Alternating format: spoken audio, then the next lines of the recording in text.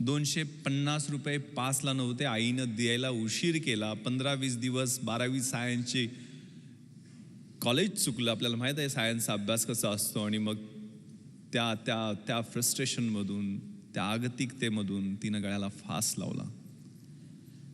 तिनं जी सुइसाईड नोट, आत्महत्येपूर्वीची जी चिठ्ठी लिहिलेली ती अजूनही माझ्या मोबाईलमध्ये आहे. त्याच्यात ती काय लिहिते, बाबा मला माफ करा, माझं चुकलंय, मला माहीत आहे, पण पर्याय काय नव्हता. आणि माझी एकच विनंती आहे, 13व्या दिवशी तुम्ही माझं गोड जेवण जे करता ना, ते कृपया करू नका. त्यातनं पैसे खर्च होतील, ते पैसे वाचवा आणि माझ्या बहिणीचं लग्न लावण्यासाठी ते पैसे जपून ठेवा. माहीत नाही 69 वर्ष होऊन गेली स्वातंत्र्याला, अशी परिस्थिती आपल्याला सामोरी जावी लागते. दुसरी एक घटना, तिथली शेजारची परळी वैजनाथ, त्या ठिकाणी मी एक वेगळ्या कार्यक्रमाला गेलेलो होतो. त्या गावानं एका मुलीला 10वीला 96.5% मार्क मिळाले म्हणून ₹1,00,000 सगळ्या गावानं जमा करून दिलेले होते.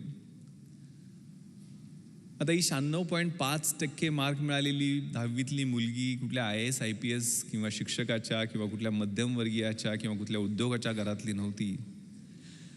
तिचे आई वडील हे तिथल्या स्मशानामध्ये झोपडं लावून तिथल्या स्मशानामधल्या चिता पेटवण्याचं काम करायचे. घरात लाईटसुद्धा नव्हती. दिवा कधी कधी विझला की स्मशानात चितेचा जो अग्नी असतो त्या आगीच्या उजेडात अभ्यास करून तिनं 96.5% मार्क मिळवलेले होते.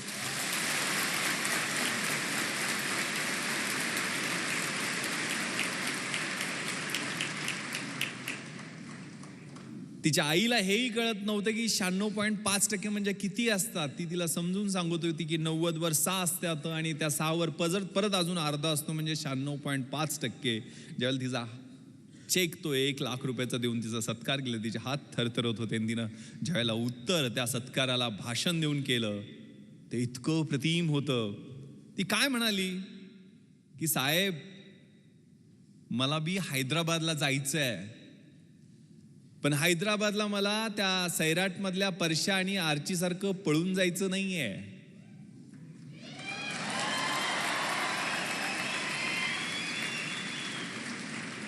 मला हैदराबादला सरदार वल्लभभाई पटेल राष्ट्रीय पोलीस अकादमीमध्ये IPS प्रोबेशनर म्हणून तुमच्यासारखं ट्रेनिंग घ्यायला जायचं.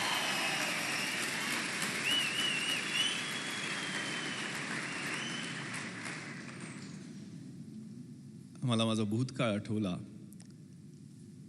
कोल्हापुरातनं एक पत्र्याची पेटी घेऊन STला पैसे जास्त लागायचे म्हणून ट्रकात बसून पुढच्या ठिकाणी पत्र्याच्या पेटीत पुस्तकं होती फक्त, दुसरं काहीच नव्हतं. एक जीन्स, एक गोल्या गळ्याचा T-शर्ट आणि 2-3 फाटकी तुटकी कपडे घेऊन गेलेलो. 1993 साली आठवत आहे.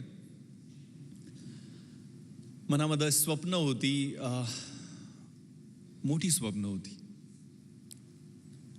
पण तिथं गेलो त्यावेळेला परिस्थिती वेगळी होती. राहायची कुठंच मुंबईत सोय होत नव्हती. SIC ही IAS IPS अधिकारी बनवणारी पंढरी जी आहे ती चर्चगेट आणि VTच्या मध्ये आहे की जिथं राहणं सर्वसामान्य माणसाला परवडतच नाही आहे. परंतु सुदैवानं आमदार निवास आहेत. तर कुलाब्याच्या समोर ते मॅजेस्टिक आमदार निवासमध्ये पेटी टाकली, पत्र्याची पेटी ठेवली. पण आपल्याला माहीत आहे सगळे कार्यकर्ते आमदार निवासमध्ये त्या कुलाबा कॉजवेवर काय काय खातात आणि संध्याकाळी कसले कसले वास सोडतात सांगू शकत नाही आहे. झोपच लागायची नाही. मग ते बाहेर पट्टे टाकून झोपण्याचा प्रयत्न केला, पण ढेकणं आणि पिसवा आणि मच्छर एवढे त्यांच्याशी स्पर्धा करत तिथं राहायला लागायचं. तिथनंच 2 मिनिटाच्या अंतरावर यशोधन, सुनीती, सुरुची IAS IPS अधिकाऱ्यांच्या क्वार्टर्स आहेत. जिथनं लाल दिव्याच्या गाडीतनं झगमगीत सुटाबुटातले अधिकारी उतरायचे, त्यांच्याकडे पाहत लांबून उभा राहून बघायचो. तिथंच सर्वंट क्वार्टर्स त्यांच्या अधिकाऱ्यांच्या सोयीसाठी, त्यांच्या सेवेसाठी जे सर्वंट्स असतात त्यांच्या 10x10च्या छोटे छोटे सर्वंट क्वार्टर्स आहेत. तिथं मी आदरणीय थोरात साहेबांचं स्वागत करतो आपल्याच कॅम्पसमध्ये.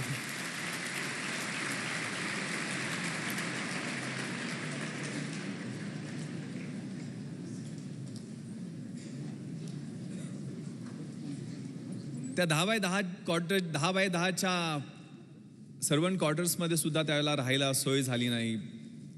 तिथनंच 2 मिनिटाच्या अंतरावरती CCI, बॉम्बे जिमखाना असे बड्या लोकांचे क्लब आहेत की जिथनं तारेच्या कुंपणामधनं आतमध्ये पोरंही बड्या बापांची स्क्वॉश, टेनिस कसे खेळतायत ते वाटकूक बघण्याचा प्रयत्न करायचो, पण वॉचमनच्या शिव्या खायचो.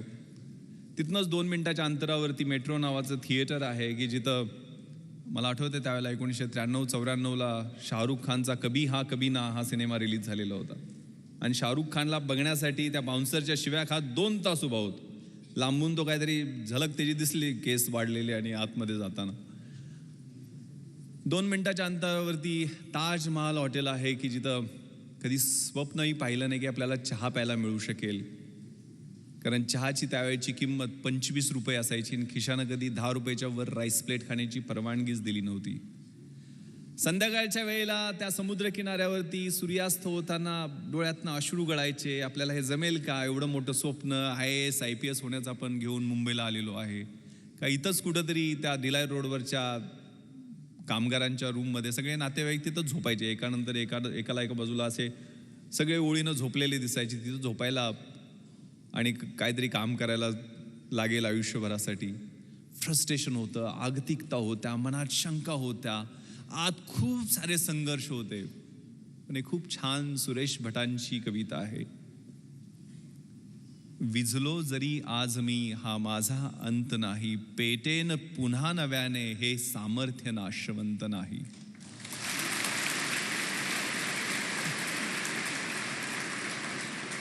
छाटले जरी पंख माझे, छाटले जरी पंख माझे, पुन्हा उडेन मी, अडवू शकेल मजला अजूनशी भिंत नाही. माझी झोपडी जाळण्याचे झालेत कैक कावे, जळेल झोपडी अशी आगती ज्वलंत नाही. येतील वादळे, खेटेल तुफान, तरी वाट चालतो मी, अडथळ्यांना भिवून अडखळणे पावलांना पसंत नाही. ती मनामध्ये ऊर्जा होती, ते स्वप्न होतं. मग त्यातनं एक जिद्द निर्माण झाली आणि 2 वर्ष 1995 आणि 96 2 वर्ष पेकाट मोडेतोपर्यंत आणि बुडाला फोड येतोपर्यंत अभ्यास केला आणि परिस्थितीनं U-टर्न घेतला. परिस्थिती पालटली.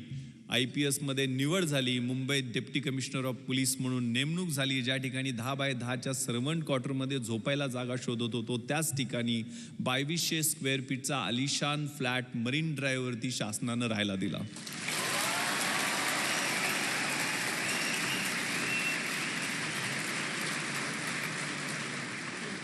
ज्या क्लबमध्ये कधी आतमध्ये काय चाललंय हे धडपडून वॉचमनच्या शिव्या खात पाहायचो, त्याच क्लबची मॅनेजमेंटची मंडळी येऊन विनंती करायला लागली की साहेब आमच्या क्लबची ऑनररी मेंबरशिप घ्या. आणि त्याच क्लबमध्ये माझी मुलं मला स्क्वॉश आणि टेनिस खेळताना दिसायला लागली. ज्या थिएटरमध्ये धडपडून फिल्मस्टार बघायला प्रयत्न करायचो 2011ला पश्चिम मुंबईचा म्हणजे बँड्रापासून जुहूपर्यंतचा जो एलिट बॉलिवूडचा एरिया आहे त्या एरियाचा ॲडिशनल पोलीस कमिशनर झालो आणि तेच फिल्मस्टार 2-2 दिवस माझी अपॉइंटमेंट घेऊन भेटायला वाट पाहायला लागले.